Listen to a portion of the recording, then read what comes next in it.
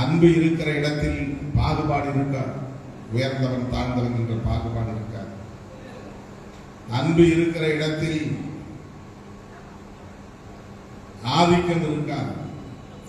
நான் பெரிய ஆள், நீ சின்ன ஆள் என்ற ஆதிக்கம் இருக்காது. அன்பு இருக்கிற இடத்தில் ஏமாற்று வேலைகள் இருக்காது, திருட்டு வேலைகள் இருக்காது, மோசடி வேலைகள் இருக்காது. தான் பட்டினி கிடந்தாலும் தன் பிள்ளைகளுக்கு கொடுக்க வேண்டும் என்று தாய் நினைக்கிறாளே, அந்த அன்பு இருக்கிறதே, அந்த அன்பு மாசு மறுவில்லாத அன்பு. ஏன்? தான் பெற்ற பிள்ளை என்பது அந்த உணர்வை வலுப்படுத்துகிறது. அந்த உணர்வு தான் எந்த எதிர்பார்ப்பும் இல்லாமல் செலுத்தப்படுகிற